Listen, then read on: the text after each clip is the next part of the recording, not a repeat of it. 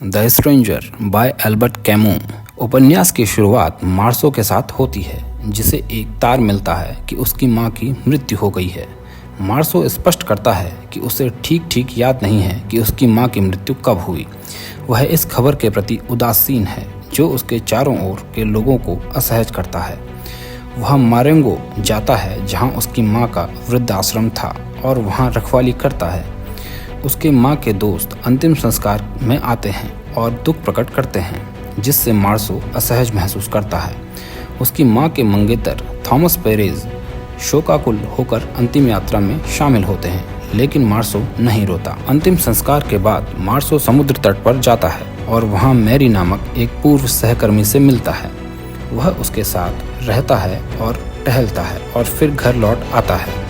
उसके अपार्टमेंट का एक हिस्सा खाली पड़ा है क्योंकि उसकी मां वृद्धा आश्रम में चली गई थी। वह सड़क पर लोगों को देखता है और सोचता है कि उसकी मां की मृत्यु के बावजूद उसकी जिंदगी में कुछ भी नहीं बदला। सोमवार को मार्सो अपने काम पर लौटता है। उसका बॉस उसके प्रति दयालु है और वह कड़ी मेहनत करता है। उसका सहकर्मी इमैनुअल उसके साथ दोपहर का भोजन करता है। मार्सो अपने पड़ोसी सलमानो से मिलता है, जिसका एक कुत्ता है जिसकी त्वचा की स्थिति खराब है। मार्सो का दूसरा पड़ोसी रेमन है, जिसने हाल ही में अपनी अरबी प्रेमिका के भाई से लड़ाई की थी। रेमन अपनी प्रेमिका को पीटता है और अब उसे सजा देने के लिए मार्सो से एक गंदा पत्र लिखने के लिए कहता है। मार्सो मान जाता है। शनिवार को मैरी मार्सो के साथ रहती है। अगली सुबह वे रेमन और उसकी प्रेमिका के बीच लड़ाई सुनते हैं। पड़ोसी पुलिस को बुला लेता है और पुलिस रेमन को पुलिस स्टेशन से कॉल का इंतजार करने के लिए कहती है। रेमन मार्सो से मिलने आता है और मार्सो रेमन के मुकदमे में गवाही देने के लिए सहमत हो जाता है। दोनों टहलने जाते हैं और कुछ बिलियर्ड्स खेलते हैं। जब वे लौटते हैं तो सलमानो उन्हें बताता है कि उसका कुत्ता खो गया है। रेमन मार्सो को अपने दोस्त के समुद्र तट के घर पर सप्ताहांत बिताने के लिए आमंत्रित करता है। रेमन कहता है कि उसकी प्रेमिका का भाई और उसके दोस्त उसका पीछा कर रहे हैं। मार्सो के बॉस उसे प्रमोशन का ऑफर देते हैं, लेकिन मार्सो को इससे कोई फर्क नहीं पड़ता। मैरी उससे शादी की बात करती है, लेकिन मार्सो को इससे भी कोई विशेष फर्क नहीं पड़ता। वह समुद्र तट पर जाते हैं और वहां मैसन और उसकी पत्नी से मिलते हैं। समुद्र तट पर तीनों पुरुषों पर 2 अरबी पुरुषों द्वारा हमला किया जाता है, जिनमें से एक के पास चाकू होता है। रेमन घायल हो जाता है, लेकिन वह ठीक भी हो जाता है। बाद में रेमन और मार्सो टहलने जाते हैं और उन अरबी पुरुषों से फिर मिलते हैं। रेमन के पास बंदूक होती है, लेकिन मार्सो उसे ले लेता है।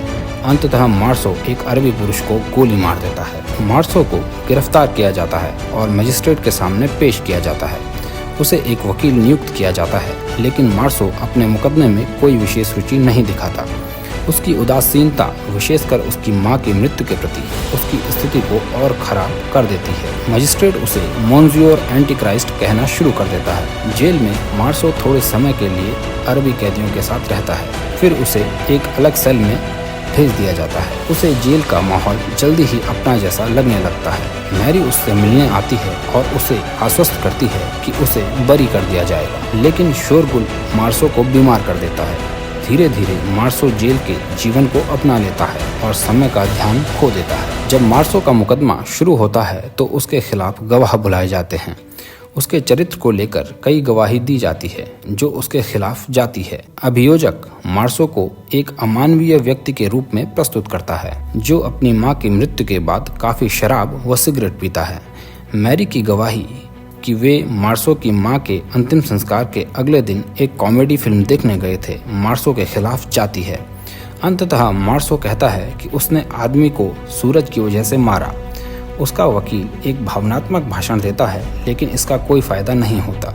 जूरी मार्सो को दोषी ठहराती है और उसे फांसी की सजा सुना देती है। मार्सो अपने मृत्यु की प्रतीक्षा करते हुए अपनी अपील के बारे में सोचता है। उसे पता है कि उसकी अपील खारिज कर दी जाएगी, लेकिन वह इसके बारे में कल्पना करना नहीं छोड़ता। वह पादरी से मिलने से भी इनकार कर देता है और अपने आसन्न मृत्यु के बारे में सोचता है। पादरी मार्सो से मिलने आता है, लेकिन मार्सो के भगवान के प्रति उदासीनता से नाराज हो जाता है। मार्सो अंततः गुस्से में फट जाता है और पादरी को रुला देता है।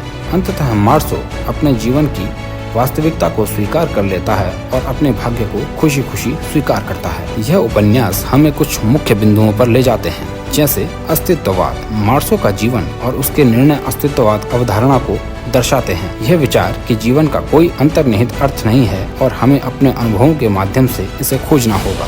उपन्यास का मुख्य सिद्धांत यही है। उपन्यास समाज की मान्यताओं और व्यक्तिगत स्वतंत्रता के बीच संघर्ष को उजागर करता है।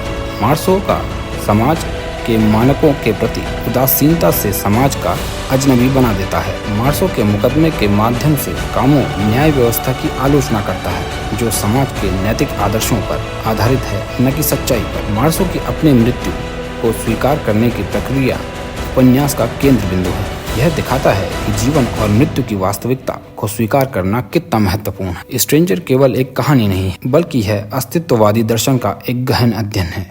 मार्सो का चरित्र और उसके जीवन के प्रति दृष्टिकोण हमें यह समझने में मदद करता है कि जीवन की वास्तविकता को स्वीकारना और अपने अनुभवों के माध्यम से अपने जीवन का अर्थ खोजना कितना महत्वपूर्ण है। अल्बर्ट कामू ने इस उपन्यास के माध्यम से समाज, न्याय और व्यक्तिगत स्वतंत्रता के जटिल मुद्दों को बहुत ही सरल और स्पष्ट तरीके से प्रस्तुत किया है, जो इसे एक कालजयी कृति बनाती है।